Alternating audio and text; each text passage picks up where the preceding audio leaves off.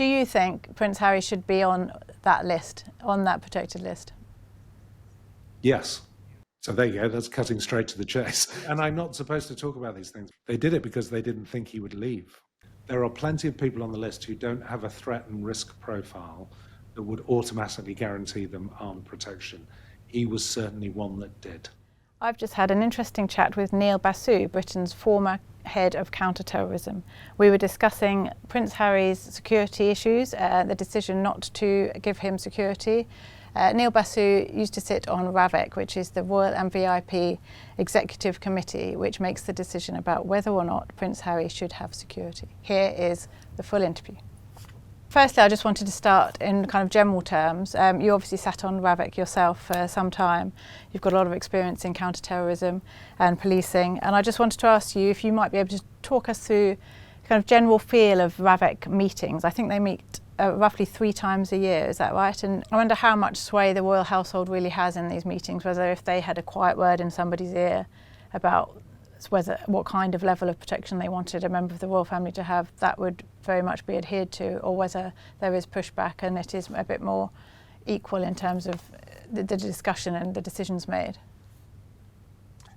Well, it's good that you phrased it like that, because my understanding is the terms of reference were rewritten to make it absolutely clear that each member of the committee had equal responsibility and therefore equal capability of pushing back.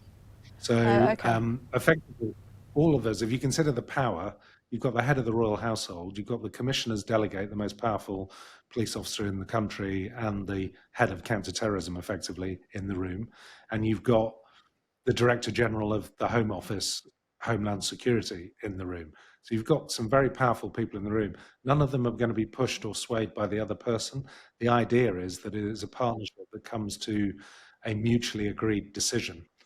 But at the end of the day, the final decision, the final vote, if you like, rests with the chair. Do you think, I mean, it's something that Harry spoke about a lot in court, about how opaque the whole system was. He himself, I think, found it very difficult to find out who even sat on Ravec in the first place. Do you think it's a good and fair system? I don't think there's anything wrong with the system, but the system, it was necessarily opaque, because what you don't want is revelations of the actual operating methods or the way the threat assessment and risk assessment is done. I mean, that is absolute gold dust to an adversary who wants to plot against one of the principles. So you don't want anybody to know how many principles are protected, how they're protected in terms of methodology, how much it costs. All of these things are very useful to our adversaries. So there was a necessary secrecy to it. That doesn't mean that it's not dealt with professionally. I mean, certainly the risk board that sits beneath it, both the risk board and Ravec itself, and the operating methods we use to protect people were all reviewed exhaustively in 2016. I led that review for Mark Ravec. I see. So all of that, I would obviously rather self-servingly say that's all very professionally done. And there is a system. We were independently examined by both the College of Policing, a former Deputy Assistant Commissioner called Ian Quinton, and a former senior civil servant, a specialist in national security called John Tesh. And they looked independently at the systems we had, and we effectively put into place the reforms that they gave us, and they are the underpinning structures for Ravec.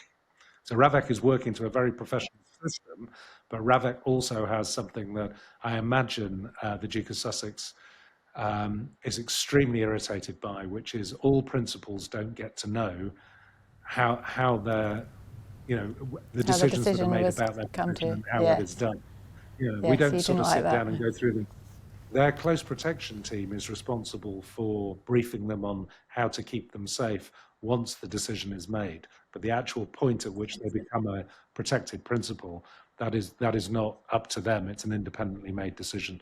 So you can request, any one of those 3 parties on the committee can request for an individual in their household, in their government, or a particular person that's at risk. If it's police and we've received intelligence that somebody is at risk, we can apply to have that person added to the list so that we will get the budget to be able to protect them properly. So any one of those 3 tripartite members can request an individual to be protected, or to request for a person to be removed from the list. Yes, Yes. And the discretion is the bit I think that the Duke of Sussex and lay people will not really understand is if there is a threat and risk to an individual, surely you have to protect them. It's not as cut and dried as that. So there is a thing called impact. You know, if we try to protect everyone that there was a threat and risk to, we'd have run out of money in 5 minutes. There is a limited number of people on that list, and they are chosen because the impact of one of them being seriously hurt or assassinated would be large on either the economy, the public psyche, or the proper functioning of government. Yes, and it's and also UK PLC, as I think it was described in court in Harry's case, in terms of the brand Britain. Yeah, absolutely. Yeah. So let's talk about Prince Harry then. Let's just cut quite just straight to the chase, I suppose. Do you think Prince Harry should be on that list, on that protected list? Yes. So there you go. That's cutting straight to the chase. And I'm not supposed to talk about these things, but I think the way he's been treated. And this, whether you like the Duke of Sussex or not, or Prince Harry, or however you want to refer to him, isn't really the issue. I mean, there are plenty of people on that list that people will have very polarizing views on, particularly, I mean, obviously the Prime Minister is on that list. And if you're not politically affiliated to that party, you might be horrified that we spend so much money protecting a Prime Minister, but you would understand why. You would probably, I like to think, understand why the assassination of a Prime Minister might be a big issue for the country. So there are lots of people on that list that people like or dislike. They're on that list because of the reasons we've just said. There is either a threat to them, and that threat is so high, and the risk of the way that they work so high, and the impact of anything happening to them so high that risk has to be mitigated in some way. And that risk can be mitigated in lots of different ways. But the full mitigation is full arm protection. So Prince Harry has spoken about... He was very close to the top of that list for very obvious reasons. Very polarising. Let's go back a couple of steps. And so he last had a risk analysis done in 2019, I think. And yes, that's correct. At that point, he was, as far as I understand it, the threat against him was so high that he was second in the hierarchy. In terms of the royal family hierarchy, he was second only to the late Queen at that point in 2019. In terms of the threat wouldn't against describe him. it like that. Yeah, if that came out in court, because of the impact, so it would have been the first in line to the throne who would probably be considered. But put it like this, there are plenty of people on the list who don't have a threat and risk profile that would automatically guarantee them armed protection. He was certainly one that did. And so this was one of his main arguments in the recent court case, is that he said he obviously was never given a risk analysis latterly. So when they were making all these decisions, when Ravec was making these decisions about whether to give him automatic protection in 2020, he didn't have another analysis. And the previous one had only been done the previous year, and obviously he was very high. It was a high risk. He says that he inherited the risk at birth, and that if anything, I think most people would probably agree that if anything, the risk against him for some of those reasons you've just mentioned has only gone up. It's not, since he left the royal family. Here, there's kind of big movement on social media against him. It's very viral, vocal anti-Sussex squad online. His book, where he talked about his combat in Afghanistan, his Taliban kill count, was very polarising. There's various strands which make him potentially a higher risk now than he was in 2019. Why then would you not give him another risk analysis when making the decision about whether or not to give him automatic protection? I have no idea, and I think it's a mistake. So the way you've just described, I'm looking at this from the outside now, but bear in mind I was still there up until July 2021, and his risk profile certainly hadn't changed until the point I retired from the head of counter-terrorism. In fact, it had only increased because of the reasons you've just said. I think his book came out slightly afterwards, but there were the media coverage of the comments he had made about his combat service. It may have been unwise to make those comments. That's for other people to decide or judge on. It's irrelevant to the fact of whether he was a threat. He was already a threat because he served for the British military, full stop, not because he was the Duke of Sussex. He was already a threat in that respect. We also imprisoned people who were effectively extreme right-wing terrorist who didn't like the fact that he had married a black woman. So he had that as well against him and his family. And then latterly, as somebody who took on the media in terms of phone hacking as a victim, and someone who had been roundly condemned by the media, that had certainly set the public against him. And yes, you're absolutely right. There was a viral campaign against him. I fail to see how any of that would have reduced his threat and risk. No, quite. He's described it himself as he thinks it was some form of punishment, was in his own words, for protecting his own family and putting them first. And he said he's been singled out and treated unfavourably. Do you agree with that? Do you think that's the case? Is he right? It certainly looks like that from the outside to me. There is a tremendous amount of discretion that comes with Ravec and the decision making it makes. So you can use that discretion to protect somebody because you think they're at risk for a very short period of time. So people who are entering the country and happen to be in the country for a short period of time might require a higher level of risk while they're here. That's very relevant to the Duke since he moved abroad. But of course, that discretion has been exercised in favour of a number of people who don't get automatic protection when they come into the country. Taylor Swift was a very famous and well-reported example of that. And I agreed that she should have been protected. I mean, in terms of economic impact, if anything had happened to her on the UK's watch while we were protecting her, that would have been, or not protecting her as the case may be, that would have been fairly devastating for brand Britain. Salman Rushdie, another example who has quoted it in his book, about effectively being given protection even when the threat and risk against him didn't merit it, and he was quite surprised by that at that time, but he was given it anyway, because of course the thought of anything else happening to him would have again been very damaging to brand Britain. I would put the Duke as probably one of the most famous and recognizable and well-known people in the world. Again, whether you support him or not, that's the reality for brand Britain. He's fifth in line to the throne. Do we really want anything to happen to him or his family, wherever they are in the world, but particularly when they're on United Kingdom soil? So it would seem to me that the discretion that could have been used to protect him has been withdrawn. And if you ask me who withdrew it, I can't tell you that for sure because I don't know. But it seems like an odd decision to have made. Do you have any? I appreciate that you don't know, and you weren't sitting in the meetings on this in this particular case. But do you have any suspicions? Was the royal household leaning on? So Prince Harry himself has said that he thinks the king, his father, could have pulled rank and made a decision and had enough influence over the committee that he could probably have swayed them either way. And you've somebody, an outsider looking in, when you know that his right-hand man, Sir Clive, is sitting on that committee, it feels like a relatively potentially relevant, likely scenario that Sir Clive could have said, yes, we believe, and my boss believes that his son should have security. But that's obviously not happened in this case. So who's leaning on who here, do you think? Who's influenced this decision? This is pure speculation. So I was a detective of some standing, so I don't like speculating without evidence. So I don't have evidence for it, but the decision makers are all in that committee. So it will be somebody in the committee who decides. I was still a decision maker at the time that his protection was withdrawn.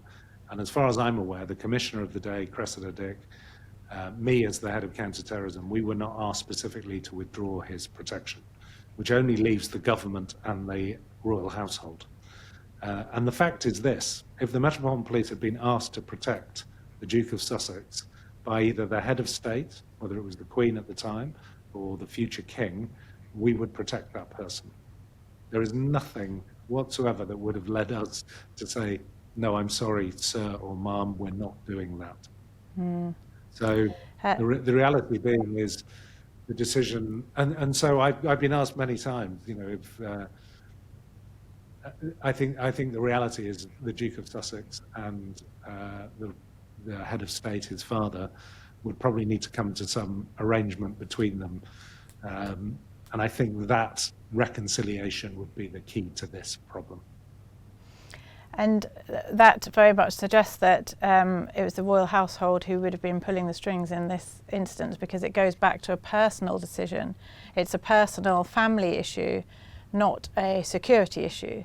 Do you think that that's what that's what most people, that's And what personally I probably think. Yeah, I mean, it's speculation on all our parts in many respects. What I will say is the head of state, both the Queen when she was alive and the King today, constitutionally would not want to interfere in the decision making of either the government or the police. And I happen to have known them.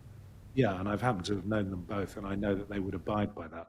That doesn't mean the people who act on behalf of the corporation that is the royal family would not have influence on their behalf. But I can't believe that they would have picked up a phone and had a direct conversation with either or in the weekly audience with the Prime Minister and said, by the way, just do this. I don't think they would get involved at that level. I would find that surprising. But that doesn't mean influence isn't brought to bear by other people in the household. And I think that is what's happening.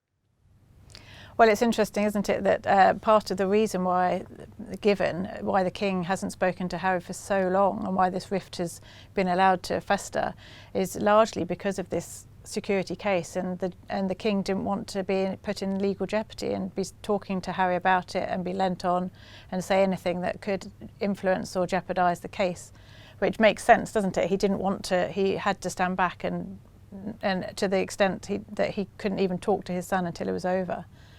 So just to back up your point, I know, and I think that is true, and I think in some respects, as a father of 3 sons myself, I just find that unbearably sad. Yes, I agree. And you mentioned that this could potentially be resolved if father and son can reconcile. In that sense, do you think that if they are able to put their differences aside and reconcile on a personal level, that influence then would trickle down via the correct people, so Clive perhaps in this case, to Ravec, and then a different decision would be taken by Ravec? Is that what the idea, do you think? Yeah, I'm almost certain that would happen. But before we get to that stage, just give him a new risk and threat assessment. Because when you redo that, I cannot believe that it won't show exactly what needs to happen. Yeah, which is he needs to be protected. Yeah. Well, Harry and a lot of his team think that the reason he's not being given this risk analysis is because everybody knows damn well that the threat level is going to be so high that they can't then say, oh, sorry, you don't need protection, because they'll be presented with the evidence and they'll have to act on it, which seems and just to be clear, you and I know he lost that court case. So the idea that they can't use discretion to decide, I don't really care what your threat and risk assessment is, we're not protecting you anyway, is wrong. They can use their discretion to say, we're still not protecting you. I just don't think that is the right decision in this case. And again, it doesn't matter whether you're a supporter or you're not a supporter. The fact is the man is at risk. And if he's at risk when he's in this country, I'm more concerned with my friend, the commissioner, and where that places him if the man is not protected while he's here, or is protected in a way that wasn't commensurate with the threat against him. Sorry, that's a very proceeding in a northwesterly direction thing for a police officer to say. You know what I mean. We give him weak protection because we're doing it on the cheap, and something happens to him just because the committee said that was okay. I wouldn't want to be sitting in Mark Rowley's seat when that happens. No, absolutely. And just to talk about the level of protection that he is currently getting, it was interesting. I thought one of the details that came out in the court case was that he has thus far only had protection, or certainly maybe this is the view of Ravec, that he should only get protection, full proper protection, when he's on official business. So when he went to the coronation, for example, or unveiled the statue of Diana with Prince William, he had full protection then. But the moment he's doing something which is considered a more private capacity, something with one of his charities, or just out and about seeing friends or whatever he's doing, he doesn't get it, which seems odd given that if there's a risk against you, it doesn't kind of come and go depending on what job you're doing. That's absolutely true. So your logic is perfect. You're either at threat all of the time or you're not. What does change is the risk because of the nature of the event. So the logic doesn't hold that you would get full protection going to a highly protected event with other protected people there, and therefore with other armed presence there, but you don't get protection when you're going to a non-protected event because it's not a major royal state or government occasion. That doesn't logically make sense because the threat against you is still the same. In fact, you'd think you probably need the arm protection at the events that aren't currently Yes. fully protected.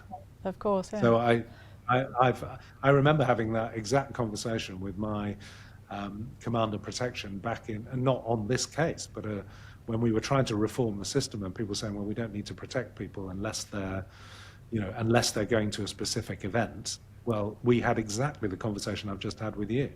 Well, actually, that's the time when they need it least, because that venue and that event has been completely locked down, sealed. There'll be people being searched as they go in. There'll be archways. There'll be an entire counter-terrorism security coordination of that event. So that's not where they're at risk. They're at risk when they go shopping. And they're just out on their own, exactly, yeah.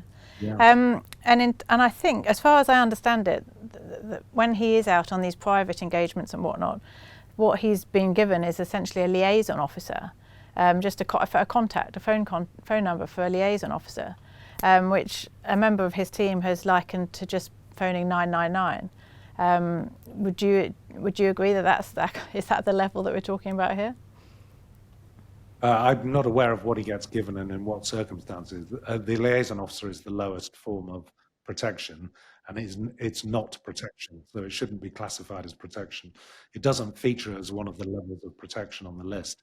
It is effectively an advisory number to say, if you're going to this particular event, so in other words, if you were pre-planning an event, you were going to an event, you could ring the liaison officer up and say, I'm going to this event, what do you think I should do to keep myself safe? And they could give you advice, but that's you protecting yourself. That's not protection being provided by the state.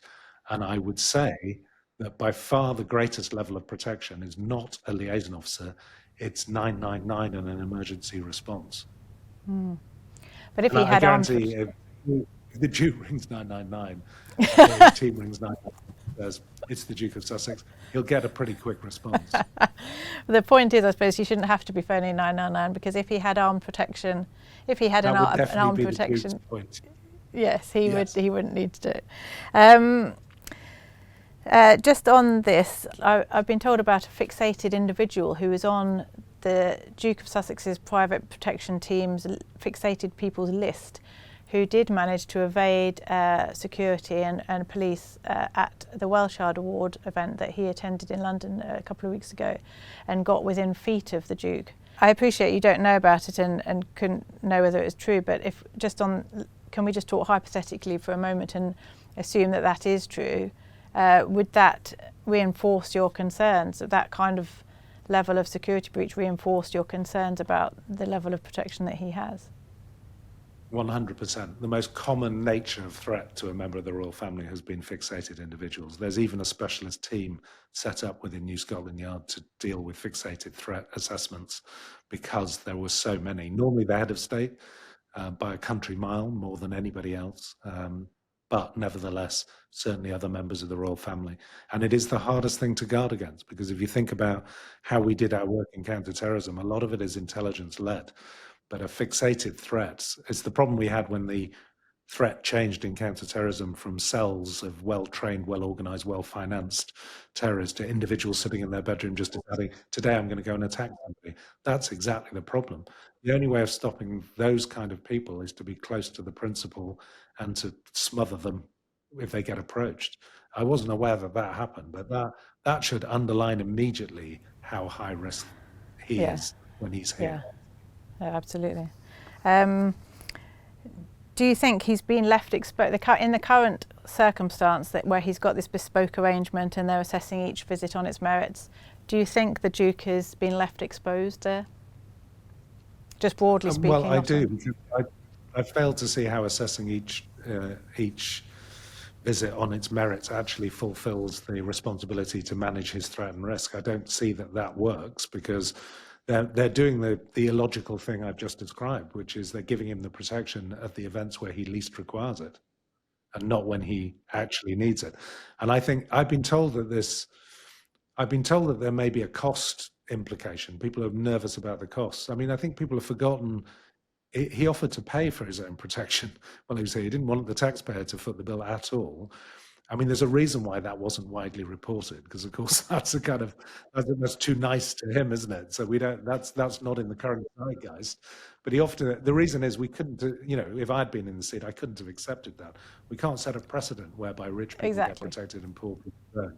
So it goes back to threat and risk. But the reality is it must be costing the police more to do it the way they're doing it. I'm aware at the award ceremony you just mentioned, every time he comes, there'll be individual chief constables in individual areas that he visits going, I'm not going to take the risk that the Metropolitan Police is taking because they're on that committee. I think I'll just protect him anyway. So all of a sudden, they've got to ramp up their resources with a very little notice. I imagine a lot of that's on overtime. But as a citizen, I don't want the officers who are supposed to be responding to my local geography taken away just because a Duke is here for a few minutes.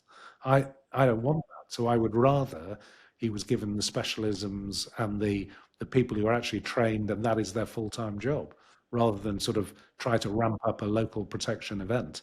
I don't think that makes sense at all. And it sounds to me like it would likely be higher cost. Yes, I was going to ask you about that actually. I appreciate costs are too broad to talk about really, but at every job he's going to, and for example, a couple of weeks ago he went to Nottingham on the train, and I think there was a security implication at every stop the train stopped at, all the way up to Nottingham from London, because every time the doors were opening, other people were getting on. So a lot of forces having to be involved. That would be true. And in Nottingham, and in when he was at St Paul's Cathedral, it's the City of London, or wherever he is, the forces, I assume each individual force, knowing that he doesn't have armed protection, is going to want to protect its own reputation and therefore take officers off their normal duties to make sure that he's protected on their land. Yeah. And don't forget, every chief constable is what they call a corporation sole. They're an individual legal entity. So they have no legal cover from the government or from the Ravec committee about protecting somebody on there. They would be sued individually. So what chief constable is going to take that risk with someone that they know has the last time when they had a threat and risk assessment, which is the only thing they can work on, was 2019 when he was very high on that list. So yeah, that's absolutely going to cost. And don't get me wrong, close arm protection done properly is not a cheap service. It's an expensive service. But I still think, and I've been asked whether I would cost it out. I won't do that, because we don't do that, because again, our adversaries can then work out how many people protect you, it doesn't take a lot to do the arithmetic if you put a figure on it. So we never gave journalists that. I mean, I remember the Daily Mail used to love talking about the cost of Tony Blair's. Yeah. And by the way, that was clearly a leak because it was too accurate. But we don't want that to happen, because then you can work out. But in the Duke's case, he would be considering his threat. Well, think of the cost of something happening to him is what I'd say to start with. But think of the fact that he isn't here very often. So he doesn't want protection when he's abroad, as I understand it. I've read he doesn't refused protection abroad because he's got teams that he pays for privately who can protect him when he's abroad. Yeah. So the layperson, basically, none of those private security teams can carry a gun when they're on UK soil. Only the Home Office and Home Office licensed people can carry weapons. So unless the police or the military are going to protect him on UK soil, he isn't going to get the kind of protection that's going to protect him from a lethal threat. That's his point. He gets that everywhere else he goes in the world, and he pays for that himself. Here, which he was prepared to pay for himself, he doesn't get it. And again, the logic of that escapes me. And it's also just being linked into the intelligence, isn't it, which his private protection team isn't. So, if he had that armed police protection, they would be tuned into any international threats, any intelligence that's being shared, and we'll know exactly what the specific threats are against him. But as it stands, as far as I'm aware, his private protection team that he pays, that travels with him, is just operating in silo. They've basically got the hotline to the liaison officer, but the liaison officer will not be able to share the kind of intelligence with them because they won't be vetted. They won't be vetted. Exactly, yeah. And out of interest, would Ravec, so if Ravec's made it, let's use the recent visit as an example. Ravec's assessed that on its merits 3 weeks before he was coming and decided he doesn't need to have armed protection. Would they then be in touch with the local forces that were going where Harry was going to visit, say Nottinghamshire, for example, and tell them that the Duke of Sussex is coming, but he's not got any kind of armed protection, or does Ravec just inform the Duke's team, and then the rest of the other police forces are just left to deal with whatever comes across their lap? Or what kind No, of thing?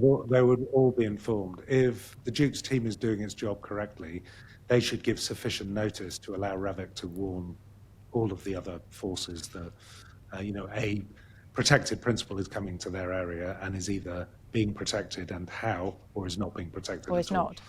So probably That's why Ravec's, that's why you need the advance warning. You don't want the Duke landing Of at a course. private airport at And no 9 one o'clock having in a the clue. morning and going, right, Yeah. where are you going? So that would be. I see. I'm sure he wouldn't do that, but I don't know.